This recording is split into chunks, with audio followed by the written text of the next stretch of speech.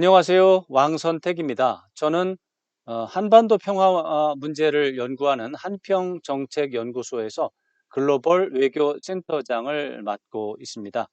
오늘 2023년 국제정세와 DMZ라는 제목으로 공부를 같이 할 수 있게 돼서 감사하고 영광스럽게 생각합니다. 저는 YTN에서 27년 동안 기자를 했고요. 그중에서 한 20년 정도는 통일 외교 안보 분야를 전문적으로 하는 전문 기자를 지냈습니다. 그리고 기자를 하면서 미국의 조지 워싱턴 대학교에서 미국의 외교 정책을 공부했고요. 북한 대학원 대학교에서 북한학으로 박사 학위를 취득했습니다. 2020년에 퇴직을 했는데요. 어, 여시제라고 하는 정책 연구기관에 소속이 돼서 어, 미중 관계를 관찰하는 그런 역할도 담당한 적이 있습니다. 지난해에도 사실 같은 제목으로 발제를 했었는데요. 지난해와 큰 차이는 없습니다. 다만 1년 사이 변화된 내용은 조금씩 수정을 했으니까 참고하시면 될 것 같고요. 지난해처럼 어, 네 가지 방향으로 나눠서 설명을 드리도록 하겠습니다. 올해의 국제정세평가와 한국 외교를 평가하고 다음으로 내년도 국제정세 전망과 우리 외교의 과제 이런 순서로 하고요. 전체적으로 제가 말씀드릴 수 있는 시간이 60분인데요. 30분씩 끊어서 두 편으로 나눠서 말씀드리도록 하겠습니다. 먼저 2023년 국제정세평가인데요. 저는 국제정세를 토론할 때마다 항상 하는 말씀이 있습니다. 그게 바로 이 지도를 보면서 하는 건데요. 대한민국의 지정학적 특성은 무엇인가? 라고 할 때 유라시아를 중심으로 해서 대한민국의 지정학적 특성을 본다면 대륙국가로 볼 수 있다라는 것이죠. 그런데 다른 지도를 보면 이렇습니다. 태평양 중심으로 보면 대한민국은 명백하게 태평양 연안 국가라고 할 수 있습니다. 그러니까 대한민국은 해양 국가라고도 볼 수 있는 것이죠. 근데 어느 한쪽을 말하기가 어렵습니다. 양쪽 다 멤버십이 있기 때문인 것이죠. 그러니까 한국은 해륙 국가, 해양 국가 특성과 대륙 국가 특성을 동시에 보유한 해륙 국가라고 하는 특성이 있는데요. 사실은 전 세계적으로 한 200개 정도 되는 나라가 있는데 해륙 국가라고 할 수 있는 나라는 사실 그다지 많지 않습니다. 그 나라의 지정학적 특성이나 역사적 특성을 보면 해양 국가 아니면은 대륙 국가 양쪽에 어느 한쪽에 속하고 해륙 국가라는 특성을 보이는 나라는 그렇게 많지 않습니다. 한국의 지정학적 특성이 그거라는 것을 말씀드리고요. 또 하나 한국의 지정학적 특성이 있습니다. 이거는 한반도를 밤에 인공위성으로 촬영한 그림인데 남쪽은 휘황찬란한 발전된 모습이고 북쪽은 아주 어두운 경제가 전혀 발전하지 않은 암흑의 장소가 되고 있습니다. 이러다 보니까 한국이 마치 섬처럼 보이기도 하고요. 이것은 한국이 분단국가라고 하는 특징 때문에 이런 사진이 나온 것이죠. 한국이 분단국가라고 하는 부분, 그리고 분단된 상태에서 남한과 북한이 서로가 정당성을 주장하면서 전통적으로 자기가 더 정통성을 가지고 있다라고 하는 경쟁을 하고 있는, 그러면서 군사적으로 대립을 하고 있는 그런 나라라는 점이 한국이 처한 지정학적 특성에서 가장 중요한 부분 중에 하나다 이렇게 말씀드릴 수가 있겠습니다. 국제 정세 분석을 할 때 저는 세 가지로 나눠서 분석하는 것이 정확하다 이렇게 생각을 하는데요. 안보 분야, 통상 분야, 그리고 마지막으로 사상 분야 이렇게 세 가지로 나눠서 보는 게 맞다고 봅니다. 국제 정세를 세 가지 방향에서 교차로 점검을 하면 정확하게 볼 수 있다 이런 얘기인데요. 안보 분야 정세 분석이라고 하는 것은 강대국 중심의 패권 질서를 파악하는 게 기본적인 분석 방법입니다. 그래서 일극 체제냐 아니면 다극 체제냐 이것을 구분하는 게 현재로서는 좀 유용한 질문이 되겠고요. 통상 분야 정세는 새로운 기술, 제도, 또 국제 규범, 변화 이런 것들을 관찰하는 게 중요한 대상이 될 것입니다. 사상 분야 정세 분석은 정치와 경제 정책의 밑바탕에 깔려 있으면서 시대를 좌우하는 집단적 사고의 흐름 그런 것들이 있거든요. 그런 것들을 관찰하고 중요한 특징을 발견해내는 것입니다. 이런 식으로 말씀을 좀 드려보겠습니다. 먼저 안보 질서에 대해서 말씀드리겠는데요. 말씀드린 것처럼 안보 질서, 세계 안보 질서를 어, 분석하려면 일극 체제냐 다극 체제냐. 다극 체제라면 어, 어, 양극이냐 삼극이냐 사극이냐 오극이냐 이런 식으로 질문을 해가면서 분석을 할 수가 있는데요. 어, 오랫동안 냉전 정책 이후 오랫동안 지구촌은 미국 중심의 일극 체제였습니다. 왼쪽에 그림을 보시면 사각형의 큰 틀 안에 동그라미 3개가 있는데 뭐 200개 되는 나라가 있는 거죠. 중국도 한국도 일본도 있습니다. 미국은 그 판 자체가 미국인 것이죠. 그러니까 미국이라고 하는 나라가 완전히 통제하는 그 틀 속에 중국도 하나의 멤버십을 가지고 존재하는 것이고 한국도 그런 것이죠. 그러니까 미국의 위상은 다른 나라와는 다른 그런 것이고 그게 미국 중심의 일극체제다 이렇게 볼 수 있고 그게 냉전 종식 이후 1991년 11월에 냉전이 종식이 됐는데 12월에 냉전이 종식이 됐는데 그 이후에 지속이 되는 질서가 되겠습니다. 그 오른쪽에 다극체제를 보시면 어, 배경이 되는 판이 는 그냥 공백이고 거기에 여러 개의 나라가 그냥 존재하는 것입니다. 그래서 미국도 여러 개의 나라 중에 하나고 중국도 여러 개의 나라의 하나인 거죠. 다만 미국 같은 나라 또 중국 같은 나라는 매우 크기 때문에 하나의 극을 형성한다 이런 얘기가 되겠죠. 그러니까 미국 또 유럽, 중국 어쩌면 뭐 러시아 이런 나라들이 다극체제의 극점을 구성하고 있는 나라들이고 한국이나 일본 같은 경우는 이제 미국 중심의 그런 연대 진영에 가입이 돼 있고 뭐 이런 식으로 세계 질서가 이루어져 있다 이렇게 생각하는 것이 다극체제의 이제 하나의 이제 사례가 될 것입니다. 사실 지난 몇 년 동안 미국은 어, 이 미국 중심의 일극 체제인가 아닌가, 다극 체제인가라는 점에서 좀 혼란을 겪다가 올해 들어서 다극 체제가 아니고 미국 중심의 일극 체제가 맞다라고 하는 입장을 강조하고 있습니다. 그래서 지난해 제가 말씀드릴 때는 미국 중심의 일극 체제가 이완이 되면서 다극 체제의 느낌이 보이고 있다. 그렇게 말씀드렸는데 그거보다는 올해는 미국 중심의 일극 체제가 훨씬 더 강하다. 다극 체제는 좀 멀어졌다. 이렇게 생각이 되고요. 그것은 바로 미국과 중국 관계에서 그런 것이 좀 벌어졌다. 이렇게 볼 수가 있겠습니다. 일단 거기까지 말씀드리고 네, 미국과 중국의 입장을 조금 더 보겠는데요. 미국은 2018년까지는 중국과 기본적으로는 협조 관계였습니다. 그래서 미국이 첨단 기술을 갖고 그 기술을 가지고 이제 고급 기술에 해당하는 것은 우방 국가인 일본, 또 한국, 타이완 등의 이제 생산을 맡기고 미군 로열티를 받는 것이죠. 그 다음에 하급 기술에 해당하는 부분은 중국에다가 어, 이제 발주를 해서 중국의 공장에서 이제 값싼 상품을 생산하는 이런 식의 글로벌 공급망을 이제 구성을 해서 30년 정도 굉장히 성공적으로 운영을 해왔던 것이죠.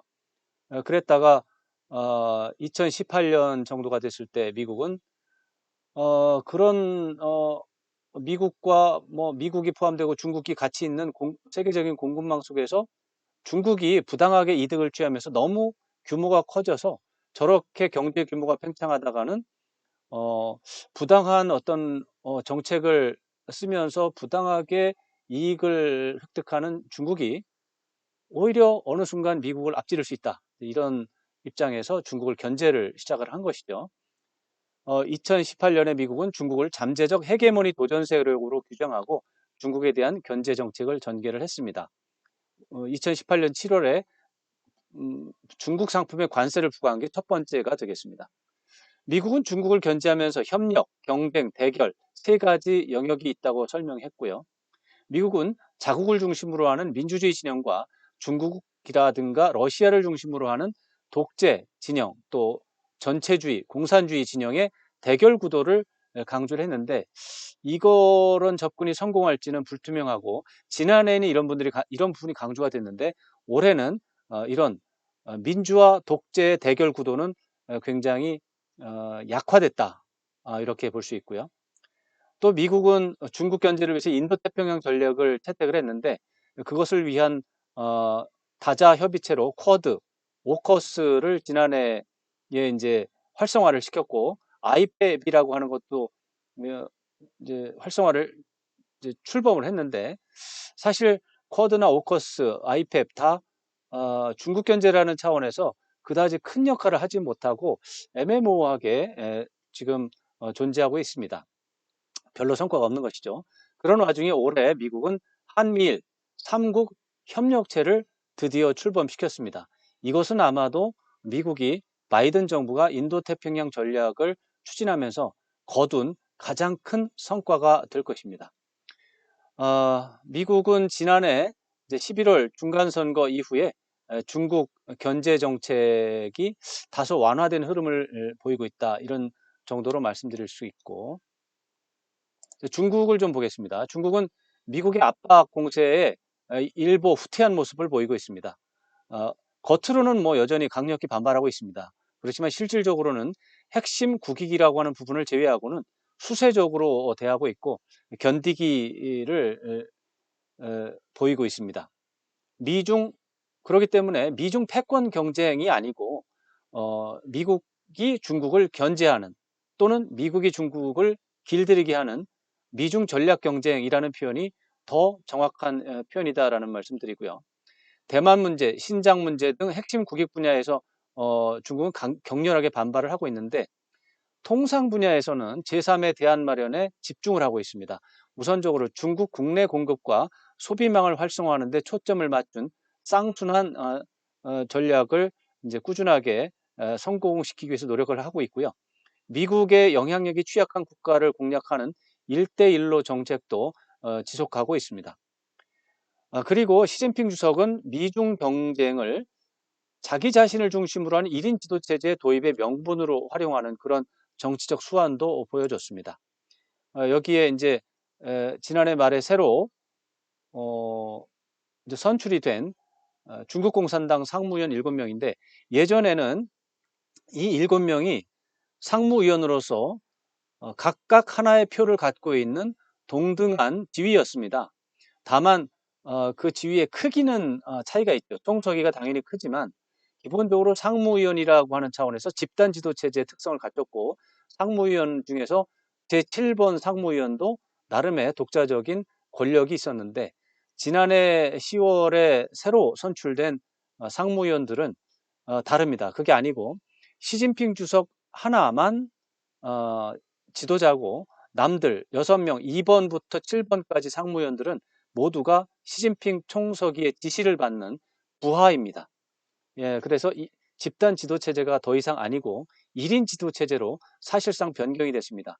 물론 법적, 제도적, 행정적 절차라든가 이런 규범들은 아직 집단 지도 체제를 규정하고 있기 때문에 완전한 1인 지도 체제는 아니지만 실질적으로 보면 뭐 거의 100% 1인 지도 체제가 됐다. 시진핑 주석은 이런 것들을 하면서 미중 경쟁 구도를 활용을 했다. 이런 말씀을. 러시아 우크라이나 전쟁 여전히 지난해 2022년 2월에 시작이 됐는데 2023년에도 국제 질서를 요동시키는 변수로서 활용하고 여전히 변수가 되고 있습니다.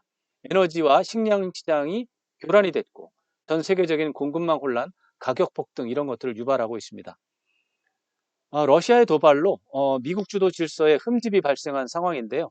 다만 유럽 국가들이 미국 중심으로 결집을 하고 있고 일본과 한국도 그러기 때문에 또 호주도 그렇고요. 미국 주도의 국제 질서는 오히려 러시아의 우크라이나 침공 이전보다 강해진 부분이 있습니다. 이런 상황에서 러시아는 올해 9월에 북한 김정은 국무위원장과 정상회담을 갖고 반미 국가 연대를 구축하겠다라고 하는 구상을 표출했고 이미 행동을 개시했습니다.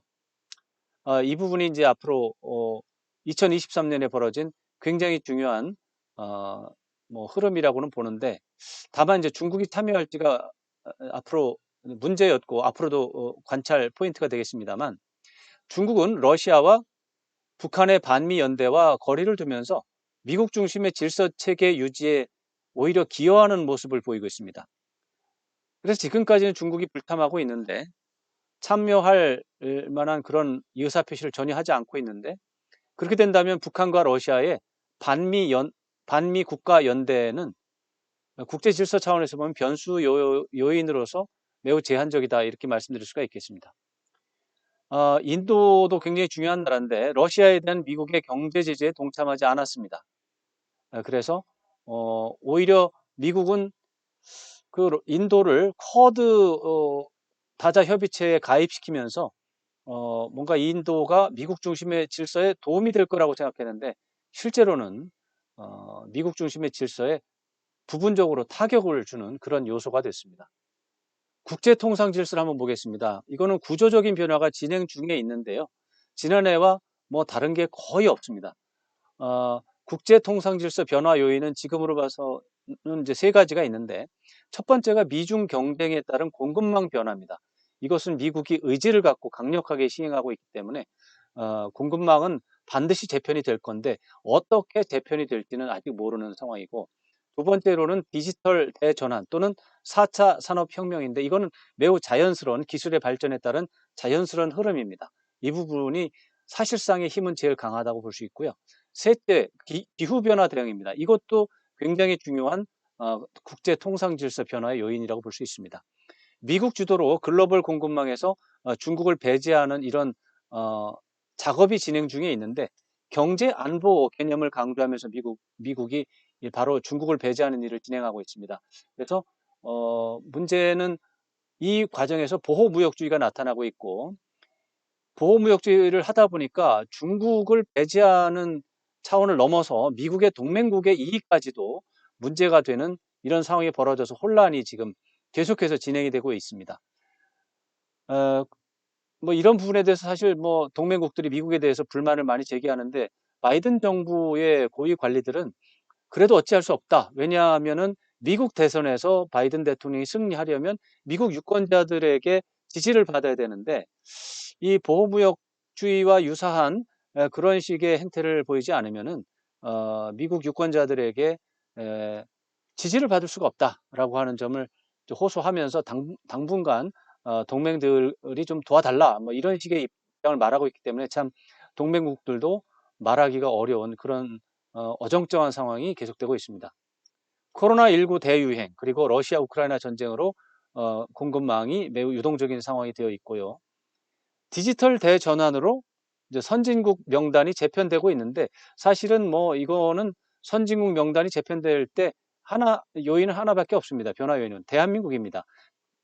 대한민국이 선진국이 될 것이냐 들어가느냐 아니냐, 이게 문제인데, 한국이 디지털 대전환이라고 하는 이런 역사적인 흐름에서 성공을 한다면 10년 이내에 대한민국 세계 5위에 진입할 게 확실시 되고요.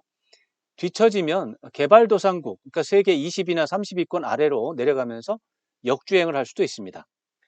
기후변화 대응은 신재생 에너지 개발 경쟁으로 이어질 텐데, 디지털 대전환과 더불어서 신재생 에너지 기술이 차세대 선진국의 핵심적인 요건이 될 것이다, 이런 주장이 많이 있습니다. 디지털 전환은 이제 이익 중심의 접근이라는 점, 그리고 기후변화 대응의 경우는 공공재 관리 차원이라는 차원의 그런 부분에서 양쪽이 굉장히 중요한 경쟁 분야이지만 실제로 전개되는 양상은 전혀 다른 논리로 진행되고 있다, 이런 것들이 좀 특징이고요. 4차 산업혁명 주요 정책 분야를 한번 쭉 일별해 보겠습니다.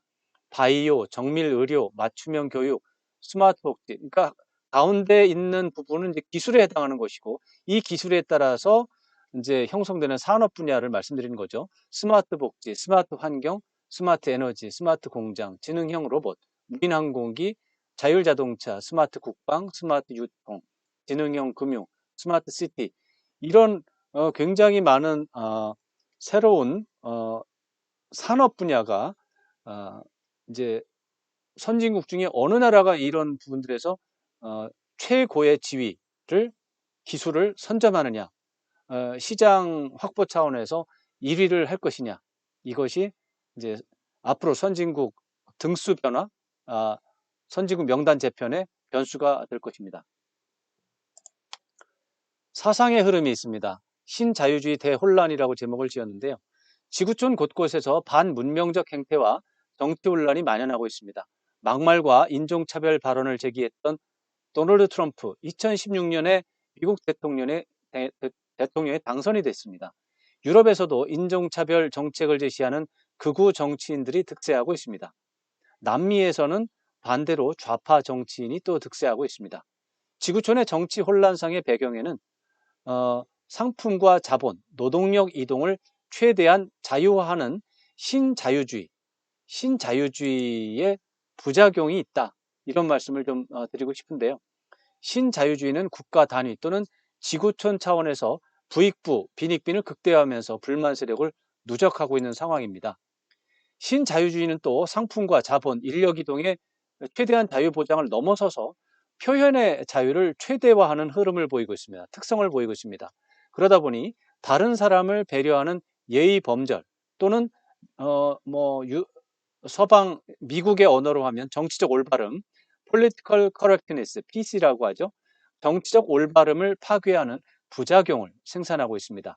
예의 범절 파괴는 극단적인 개인주의와 이기주의 확산으로 이어지고 언어 및 물리적 폭력 사태를 수반하는 인종차별과 증오 범죄, 정치적 양극화 확대 및 심화의 원인으로 작용하고 있습니다.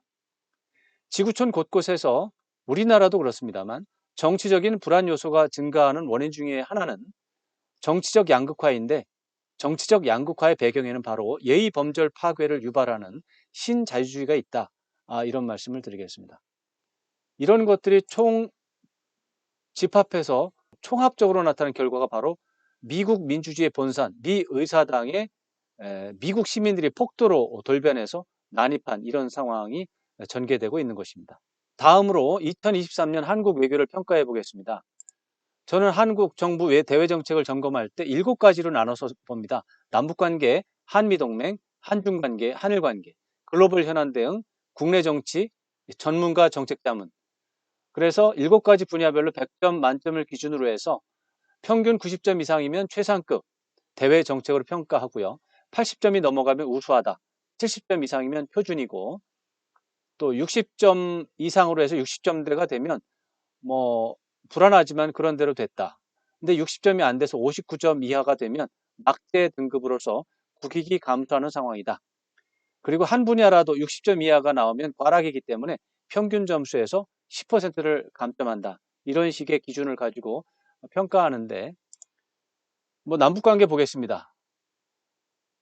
50점입니다. 강경 일변도 정책으로 남북관계 개선 가능성은 지금 희박한 상황입니다. 남북관계가 나빠진 원인에는 당연히 북한의 어떻게 보면 무도한 그런 위협이 있습니다. 아주 도발적인 무력 시위를 너무 많이 했고 남쪽에 대한 요구라든가 이런 것들이 합리적이지 않습니다. 그렇지만 이에 대해서 강경 일변도 정책으로 맞서다 보니 남북관계가 완전히 단절이 되고 대화 단절이 되고 개선 가능성도 희박해서 50점 정도밖에는 줄 수가 없게 됐습니다. 한미 관계 80점인데요. 한미 동맹 강화 정책으로 호전 추세가 지속되고 있습니다. 사실 더 줄 수도 있는데 한미 동맹 강화라고 하는 것은 윤석열 정부 들어와서 된 것도 있지만 그것보다는 문재인 정부 중후반에 아니면 문재인 정부 초기에서도 한미 관계는 계속해서 좋아지는 추세를 보였었습니다. 기억하실지 모르지만 2021년 5월에 문재인 대통령이 워싱턴을 방문해서 코로나가 아직 완전히 끝나지 않았는데 바이든 대통령 초청으로 가서 그때 한미 공동 성명을 채택한 걸 보면 한미 동맹의 글로벌화 또 포괄적 협력 이런 것들이 다 명기가 되어 있습니다. 이런 것들과 지금 윤석열 정부의 한미 동맹 강화 기조는 거의 다르지 않기 때문에 그냥 그 점수가 그대로 유지된다 이렇게 말씀드릴 수 있고요. 한중 관계는 65점입니다. 이게 미국의 지금 인도태평양 전략이 중국을 견제하는 정책인데 한미 동맹이 강화되다 보니 의도했는지 여부와 상관없이 한국이 미국의 중국 견제에 편승하고 있습니다. 그래 그 결과가 한중 관계가 상대적으로 악화됐다라는 말씀을 드리고요. 한일 관계에는 개선이 많이 돼서 긍정적입니다. 다만 한일 관계 개선할 때 우리는 일본의 반성을 요구하는데 그런 부분은 전혀 이루어지지 않고 있습니다. 그래서 개선은 됐지만 문제가 있어서 70점 정도로 점수가 부여가 됐고요. 지구촌 현안 대응은 여전히 관심이 부족합니다. 그래서 70점 정도에서 달라지지 않았고 초당적 협력 체제, 국내 정치에서 초당적 협력 체제가 굉장히 중요한데 더 낮아졌습니다. 윤석열 정부 출범 이후에 대통령과 야당 대표의 회동이 없었습니다. 그리고 정부가 야당을 상대로 해서 대외 정책에 대한 협력을 요청한 것도 없습니다. 오히려 당파적 정책이 심화가 돼서 외교 정책 성공 가능성이 희박해졌습니다. 이 부분은 50점으로 돼서 꽈락이 낙제가 됐습니다. 거국적 자문 체제, 그러니까 편협한 인재 풀로 최상의 외교 전략을 확보해야 되는데 그 윤석열 정부 출범할 때 보면 그런 부분이 좀 부족했었습니다. 그런데 올해 초에 조태용 국가안보실장이 새롭게 들어갔는데 조태용 실장은 우리나라에서 배출한 통일외교안보 분야 인재 중에는 최상급이라고 볼 수 있어서 좀 좋아졌습니다. 그래서 지난해 60점에서 65점으로 올라갔습니다. 그래서 정리를 하면 700점 만점에 제일 밑에 보시면 450점이고 평균을 내보면 64.3점이라서 60점을 넘었습니다. 그런데 꽈락이 두 과목이나 나왔습니다. 초당적 협력 부분에서 50점, 남북관계 관리에서 실패해서 50점. 그래서 10% 점수 감소가 나왔습니다. 그래서 64.3점이라 58점으로 줄어서 60점 미만이 됐습니다. 이렇게 되면은 국가 이익이 감소되고 있는 것입니다. 이런 상황이라는 점을 말씀드리겠습니다. 여기까지 2023년 국제정세 평가와 우리나라 외교 정책에 대한 평가를 전반적으로 알아봤습니다. 여기서 잠시 멈췄다가요. 잠시 뒤에 2024년 국제정세 전망과 우리 정부의 외교 과제 그리고 국제정세와 DMZ와의 연관 관계 이런 부분들에 대해서 조금 더 말씀드리도록 하겠습니다. 네, 국제정세와 DMZ라는 제목으로 공부를 계속 이어가겠습니다. 이제 제3장 2024년 국제정세 전망을 몇 가지 해보도록 하겠습니다. 가장 중요한 건 미중 관계입니다. 미중 전략 경쟁 문제인데, 미중 전략 경쟁은 뭐 금방 끝나는 문제가 아닙니다. 계속이 됩니다. 계속 되는데 이미 2023년 초에 올해 초에 부분적인 타협이 보여지고 있습니다. 부분적인 타협이 이루어지고 있기 때문에 앞으로도 이런 분위기가 계속 이어질 가능성이 더 크다 이렇게 생각을 합니다. 올해 11월, 12월쯤에 미중 정상회담이 만약에 성사가 된다면 미국과 중국이 전략 경쟁을 이어가면서 서로가 공존을 하는 그런 상황은 또 부분적 타협을 하고 공존하는 상황은 조금 더 커질 것이다 이렇게 전망할 수 있습니다. 미국의 중국 견제는 이제 분명히 완화는 됐는데 장기간의 압박으로 중국의 국가 역량도 이제 감소하고요. 또 국내 모순 이제 중국의 경우 국내 모순이 있죠. 부동산 문제 등 이제 경제 문제라든가 이런 문제죠. 겹쳐서 국가 위기로 악화될 가능성이 있다 이런 거죠. 미국은 2024년 11월 대통령 선거가 있습니다. 여기에서 앞두고 있기 때문에 불안한 대결 확장보다는 특히 바이든 정부의 경우에 중국과의 대결을 확대하기보다는 부분적으로 타협하거나 또는 경쟁적인 의미에서의 공존에 조금 더 방점이 있는 경쟁적 공존을 선호할 것으로 전망이 됩니다. 중국도 국내 사정 악화로 미국과의 과도한 대결은 회피할 것으로 전망이 됩니다. 2023년 내내 진행된 미국과 중국의 타협 행보로 미중 전략 경쟁은 전체적으로 느슨하게 진행되는 추세가 지속될 것으로 전망되고요.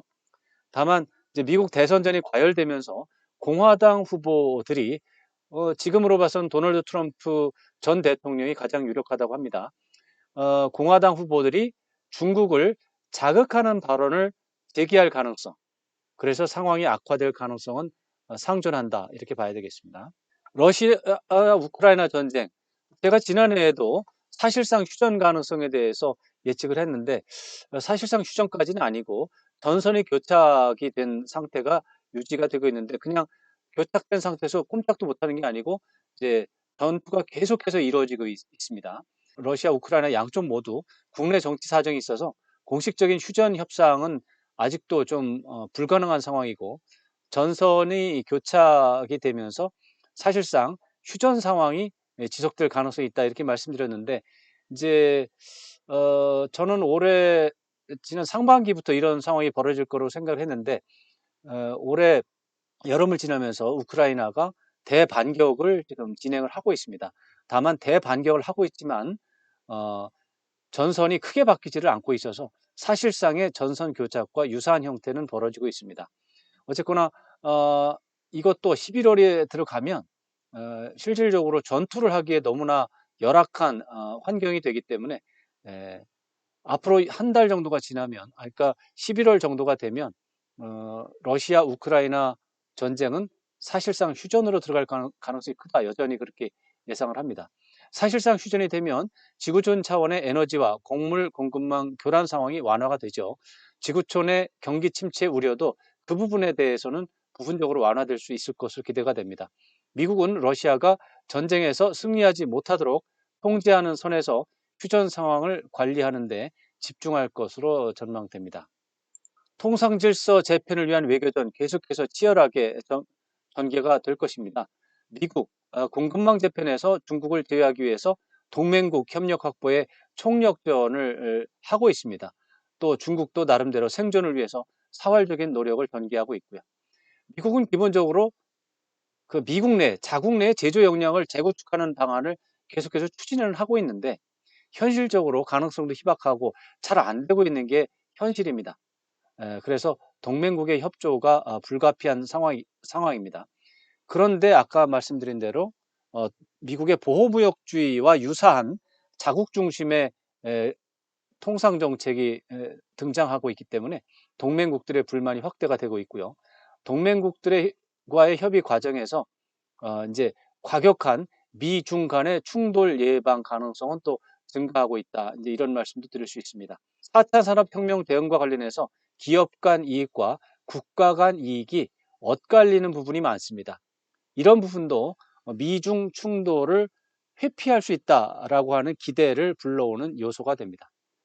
또 기후변화 대응에서 미국과 중국은 물론 주요 선진국들은 협력할 수밖에 없습니다.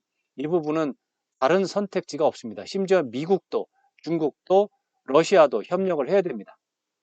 그래서 통상질서 재편을 위한 외교전은 치열하게 전개되는, 첨단 기술 분야에서는 뭐 거의 전쟁 수준으로 치열하게 전개가 되지만 다른 부분들에서는 협력하는 요소도 가시적으로 많아질 수 있다, 그런 기대감을 좀 갖습니다.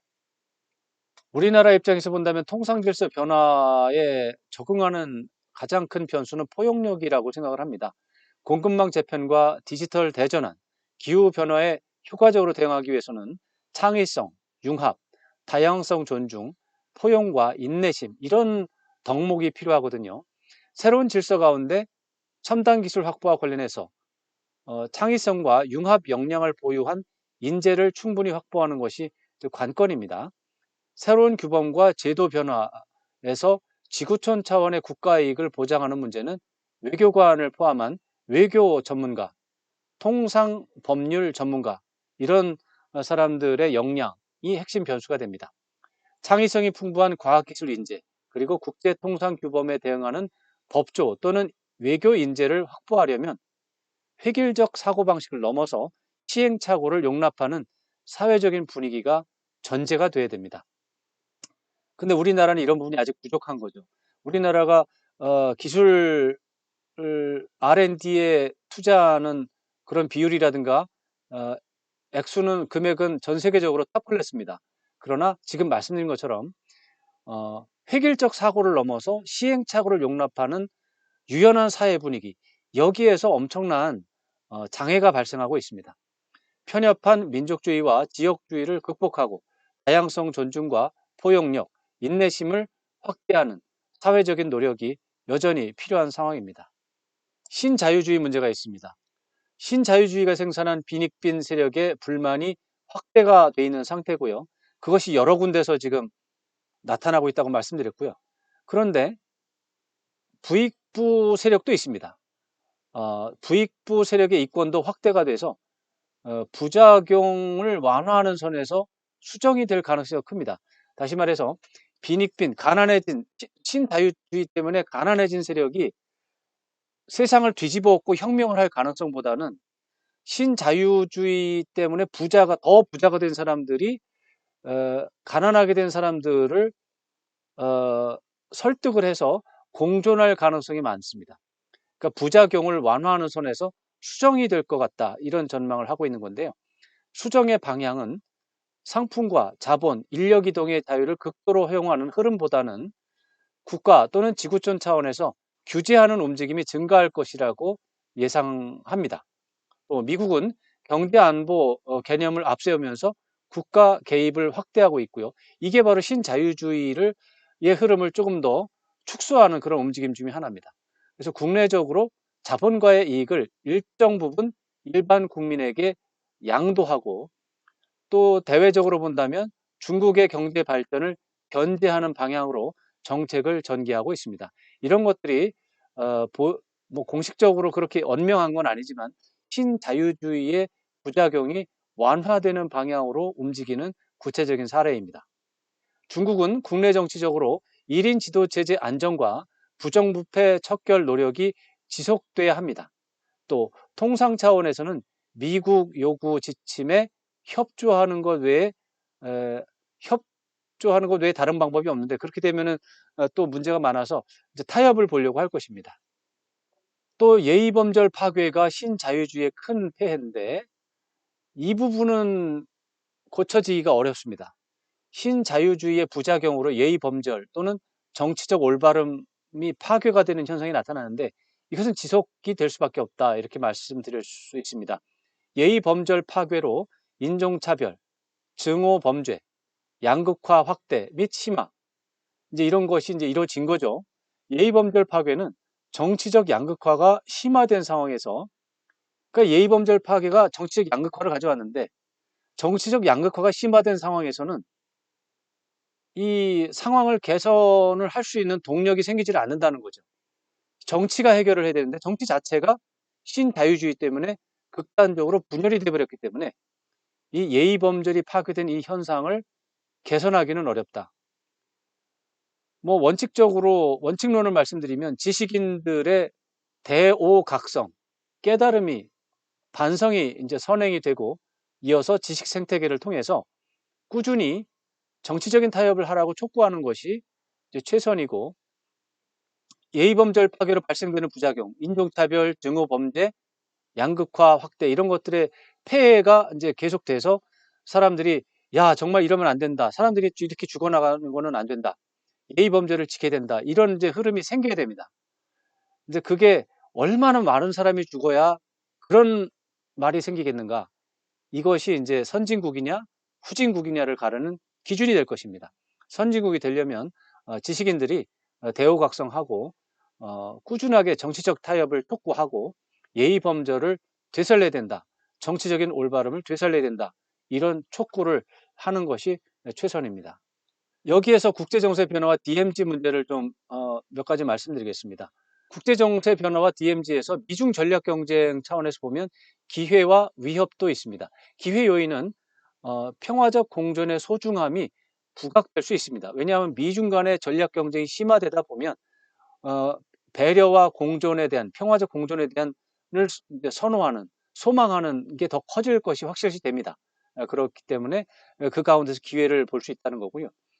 위협 요인은 이제 미중 전략 경쟁이 되다 보니까 대결 담론이 커지게 되어 있고, 그러면 평화 담론이 쇠퇴할 가능성이 커집니다. 이런 상황 속에서 이제 DMZ 이제 평화 운동가들은 평화적 공존의 소중함을 부각하는 프로그램을 이제 더 적극적으로 마련할 필요가 있는 거죠. 그다음에 4차 산업혁명과 관련해서도 기회와 위협이 있습니다. 기회 요인이라고 하는 거는 4차 산업으로 발생하는 첨단 장비들을 활용하면 DMZ와 관련한 새로운 사업을 어, 계속해서 발굴할 수 있는 거죠. 근데 위협 요인은 이제 기술 경쟁이 격화되면 이제 평화 담론이 이제 쇠퇴하는 거죠. 이런 문제가 있는데 당연히 기회 요인은 확장하고 위협 요인은 줄이는 게 현명하니까 첨단 장비를 최대한 활용해서 어쩌면 AI 같은 그런 기술을 최대한 활용을 해서 평화 담론을 활성화하고 기술 경쟁을 하면서도 평화 담론이 활성화될 수 있는 방법을 AI한테 물어보는 거죠. 그럼 AI가 그쪽으로 계속해서 아이디어를 생산하는 그런 상황도 만들 수 있거든요. 그러면은 기회가 있죠. 그다음에 신자유주의의 대혼란 이것도 기회와 위협이 있습니다.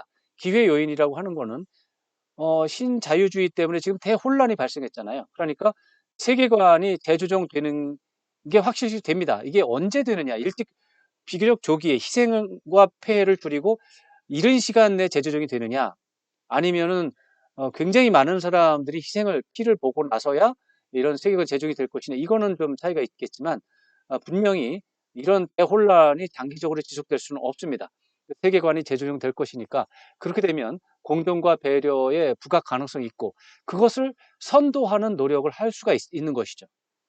위협 요인은 가치의 대혼란 속에서 이제 평화 운동의 좌표 자체가 상실될 수 있습니다. 그러니까 DMZ 평화 운동가들은 평화 운동의 좌표가 상실되지 않도록 노력하는 게 과제가 될 것입니다. 그래서 공존과 배려의 소중함을 강조하는 스토리를 발굴하고요. 그런 논리를 발굴하고 또 평화 운동의 소중함과 필요성을 강조하는 이런 노력. 다시 말씀드려서 평화 운동의 좌표를 상실하지 않는 이런 것 자체도 앞으로 나가지는 못해도 뒤로 물러나지 않도록 이 자리를 지키는 것도 중요한 과제라고 하겠습니다. 마지막으로 2024년 한국 외교 과제를 몇 가지 말씀드리겠습니다. 한국 외교 핵심 과제는 아까 문제점을 다시 한번 반대로 설명하는 것이 될 텐데요. 남북 관계에서 볼 때 대화와 협상 틀을 마련하는 것이 필요합니다. 그래서 현재는 60점인데 소통 채널, 대화 채널을 만들어서 협상 틀을 만드는 것이 필요합니다. 그래서 60점 이상으로 격상을 해야 됩니다. 그래야 꽈락이 없어지죠. 단기적으로는 이게 이제 소통 채널이 없으면 우발적인 충돌 가능성이 있습니다. 무력 충돌 가능성에 대비한 위기 관리가 필요합니다. 2010년에 이명박 정권 때 우리가 천안함 사건이 있었고 연평도 포격이 있었습니다. 이러한 것들은 무력 충돌 가능성이 커지는 상황에서 벌어진 그런 결과들입니다. 이런 것들을 사전에 예방하는 것이 좋은 외교고 사전에 예방하지 못하면 나쁜 외교입니다. 지금은 소통 채널, 대화 채널이 없어서 점수가 낮고 낙제 상태인데 대화와 소통 채널을 복구하는 것이 필요합니다. 한미 관계에서 미국의 보호주의에 희생이 될 수가 있기 때문에 이런 문제는 지난해도 있었고 올해도 있고 또 인도 태평양 전략에서 중국 견제에 동원될 수 있습니다. 이것은 우리가 원하지 않는 중국과의 대결로 우리가 이제 그 함정에 빠지기 때문에 한미 관계는 강화해도 중국에 견제되는 그런 운동에 우리가 동원되는 것은 안 된다. 이런 부분을 말씀드리고 싶고요. 한중 관계의 지금 취약성이 지금 상당히 많은 상황이기 때문에 이런 것들을 보완을 해서 70점 이상으로 올려줘야 됩니다. 그리고 한일 관계 개선에서 한일 관계 개선 자체는 저도 반드시 필요하다고 생각을 하고 그런 부분에 있어서 긍정적으로 평가할 부분이 있습니다. 그렇지만 우리 국민, 민심에 위반되는 방법으로 그런 방향으로 한일 관계 개선이 되면 나중에 민심이 폭발하면서 한일 관계가 더 나쁜 상황으로 돌아갈 수가 있습니다. 그래서 민심을 외면한 과속 행보는 자제를 해야 된다. 역풍을 만날 수 있으니까요. 그런 부분들을 조심하면서 가야 된다. 또 지구촌 현안에 대해서 독자적인 외교 전략 수립과 시행이 필요합니다. 왜냐하면 우리가 선진국이 됐다고 자랑하고 있잖아요. 국내적으로 자랑하고 대외적으로도 우리가 전 세계적으로 탑10 이내에 드는 국가라고 자랑을 하는 경우가 많은데, 자랑을 하려면 거기에 걸맞는 의무도 있습니다. 네, 그런 부분에 대해서 어, 독자적인 외교 전략, 계획 수립하고, 다시 말해서 개발도상국과 저개발 국가에 대해서 우리가 비용을 많이 내서 다른 나라들을 도와줘야 된다는 뜻입니다. 그럼 우리 예산 중에 상당히 많은 부분이 저개발 국가를 지원하는 쪽으로 예산이 돌아가야 됩니다. 국내에 사용하는 예산이 줄어드는 것이죠. 그러려면 우리 국민이 그것을 용인하는 그런 상황이 필요하거든요. 그러니까 쉬운 일은 아닙니다. 초당적 협력 체제 구축이 있습니다.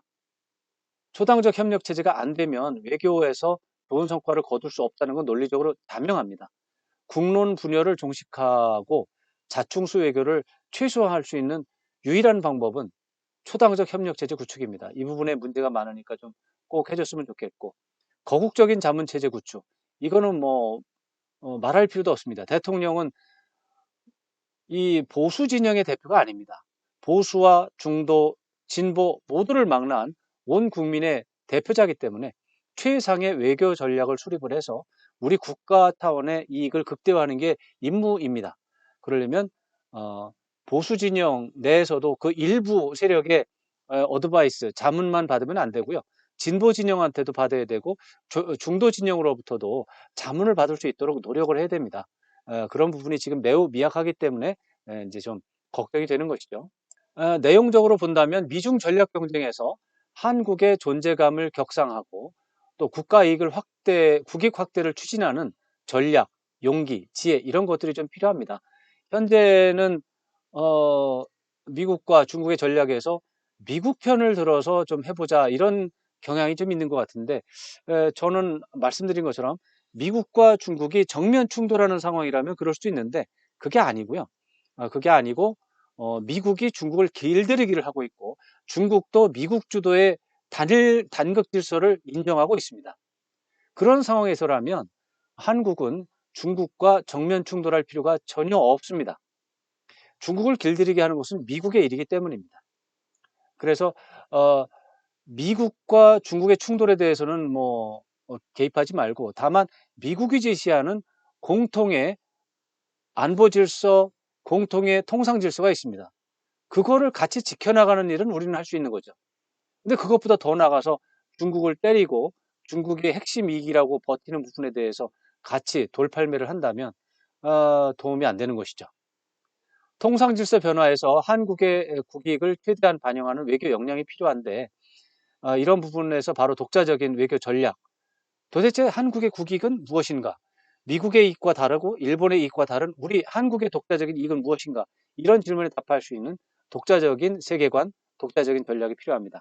신자유주의 재조정 과정에서 부익부 빈익빈의 부작용을 최소화하고 배려와 공존의 가치를 강조하는 다양성 존중과 포용력, 인내심, 절대적으로 필요하다고 하겠습니다. 이런 것들은 그냥 내버려 두면 생기는 게 아닙니다. 국가 최고 지도자가 목표를 세우고 이런 프로그램을 양성해야 됩니다. 지식인들을 도와주고 그 지식인들이 활동할 수 있도록 예산을 지원해야 됩니다. 그래야 지금과 같은 무한 경쟁 사회 속에서 다양성도 존중이 되고 포용력이 증진이 되고 인내심이 생겨납니다. 그래야 더 좋은 아이디어가 나고, 그래야 4차 산업혁명에서 승리하고, 그래야 미중 전략 경쟁에서 좋은 우리의 독자적인 전략이 생겨나는 것이죠. 배려와 공존의 가치가 중요한데, 그런데 재미있는 것은 한국의 전통 가치, 즉 홍익인간 사상, 선비정신, 이게 내재되어 있습니다. 배려와 공존이. 한국의 전통 문화의 장점을 재발견하고 재활성화하도록 적극적으로 노력하는 것도 우리 정부의 과제다. 시간이 조금 더 남아서 우리 전통의 가치 중에서 선비정신에 대해서 조금 말씀드리겠습니다. 선비는 학식과 덕망을 두루 갖추고 관직 경력과 상관없이 국가와 사회의 주요 과제를 처리할 수 있는 역량을 갖춘 엘리트를 이제 선비라고 해왔습니다. 선비라는 말은 조선시대 뿐만 아니라 고려시대 때도 사용되던 용어고, 그 개념으로 본다면 고구려 때도 존재했고 그래서 삼국시대부터 사용되던 말이라 이렇게 볼 수가 있습니다. 선비가 삼국시대부터 있었고요. 선비를 중심으로 하는 그 문화도 삼국시대부터 있었다 이렇게 봐야 되고, 선비 문화는 선비들이 선호하고 공유하던 가치관이나 행동 양식을 이제 얘기하는 것이죠. 선비 문화는 그래서 선비들이 중심이 되지만, 선비들을 선망하고 선비들을 존중하던 평민들, 선비들이 아닌 일반 평민들이나 뭐 크게 말하면 천민들까지도 선비 문화의 구성원이었다 이렇게 볼 수가 있어서, 선비 문화는 가히 우리나라의 전통 문화의 대표적인 개념 중에 하나다 이렇게 볼 수가 있고요. 선비 문화의 주요 가치관을 제가 좀 내용을 뽑아봤는데, 민본주의가 있고요. 연고주의, 다층적 세계관, 이 세 가지가 선비 문화에서 가장 중요한 세 개의 중요한 인식, 가치관 이런 것들입니다. 민본주의는 백성을 본위로 해서 정책을 펼친다는 개념인데, 우리나라는 고구려 시대에도 그렇고 고려 시대도 그렇고 이제 조선 시대는 이제 고려 시대에서 이어받아서 더 이상의 뭐 변화 요인은 없었는데요. 고구려와 고려 때 보면 백성을 본위로 정책을 펼치지 않으면 외국과의 전쟁, 그 한민족이라든가 북방 유목민족과의 전쟁 과정에서 백성들이 자발적으로 전투에 참여하지는 않습니다. 과거에 이제 고구려나 고려 때 보면 외부의 침략 세력이 있을 때 관군으로만 방어가 성공한 적이 없었습니다. 다 백성들이 자발적으로 또는 관의 안내를 받아서 군대 군인으로 참가를 합니다. 전투에 참가를 합니다. 민병대까지 참가를 해서 거국적 총력전, 민관 총력전이 벌어져야 외적을 격퇴할 수 있고 왕조를 보존하는 것이죠. 그 비결을 알았기 때문에 고구려의 왕실과 고려 왕실은 백성 중심의 민본주의 정책을 펴지 않을 수 없었던 것입니다.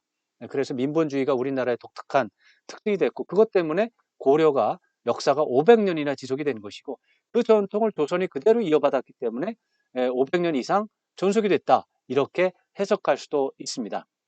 그래서 이제 좋은 개념인데, 민본주의는 민주주의와 직결된다는 점에서 매우 좋고요. 우리나라가 민주주의가 빨리 발전된 이유도 바로 민본주의가 있기 때문이고요. 나쁜 점도 있습니다. 민본주의는 대중영합주의와 직결됩니다. 그래서 신중하게 또 객관적으로 냉철하게 국익을 생각하지 않으면 민본주의는 곧바로 대중영합주의가 직결되기 때문에 조심해야 됩니다. 연고주의는 언뜻 듣기에 나쁜 말 같지만 사실은 좋은 말입니다. 자신이 소속한 혈연, 학연, 지연 집단에 대한 충성심을 중시하는 것입니다. 이것은 한국 사람에게 있어서 매우 중요한 것이고요. 혈연, 학연, 지연 중에서 가장 큰 범위는 국가입니다.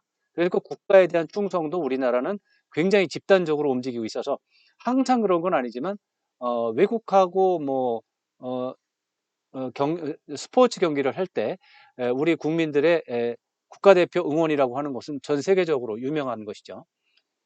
그래서 이거는 뭐 좋다 나쁘다를 떠나서 이제 특징입니다. 우리 한국 사람들은 혈연, 학연, 지연, 집단에 대한 충성이 중요하고, 그것을 하지 않으면 오히려 혼이 나는 뭐 불이익을 받는 상황도 있습니다.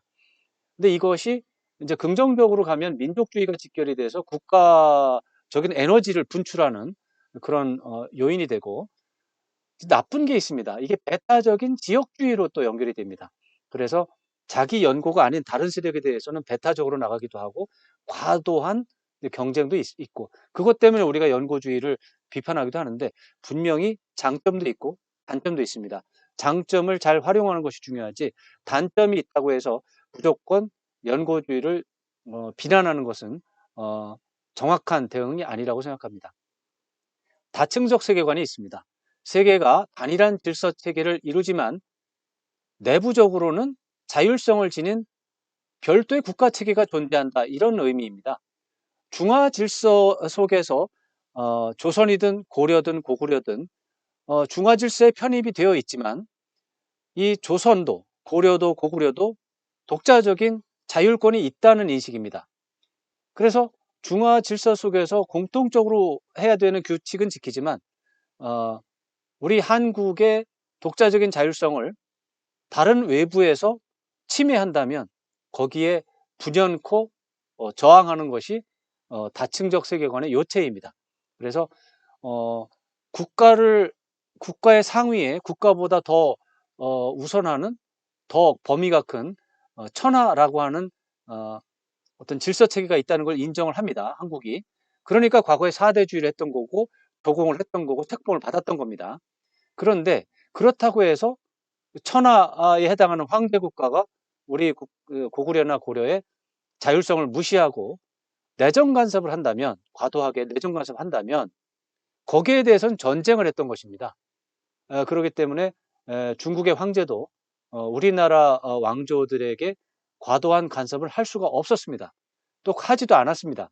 그게 중화 질서의 4대 질서 또 이런 부분에서 중요한 요인이었기 때문에 그렇게 하지 못했습니다. 그래서 중국에서는 중화 질서가 단일한 질서, 중국이 하나다라고 하는 그런 인식에 머물러 있지만 우리나라의 경우는 다층적, 그러니까 천하 질서가 있지만 국가 질서는 별도로 존재한다. 이런 게 있었습니다. 이게 우리나라에서 선비 문화에 배어서 다양한 국가적인 종류의 공존, 서로 다른 층위, 서로 다른 범위의 어떤 다양성이 존재할 수 있다라는 것이 이상하게도 이해가 되는, 수용이 되는 것이죠.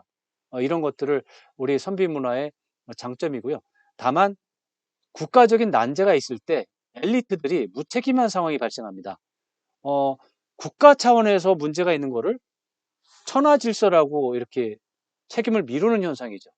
이런 것들이 있어서 좀 문제가 되는데 그건 단점이고요. 다시 또 말씀드리면 장점과 단점이 교차하기 때문에 장점을 잘 확대하는 것이 우리의 임무가 되겠습니다. 여기까지 제가 준비한 내용은 다 정리가 됐습니다. 이 정도로 해서 2023년 국제 정세와 DMZ라는 제목으로 공부를 좀 해봤는데요. 이런 기회를 갖게 돼서 너무나 다시 한번 너무나 영광이고 감사하게 생각합니다. 이상으로 마치겠습니다. 수고하셨습니다.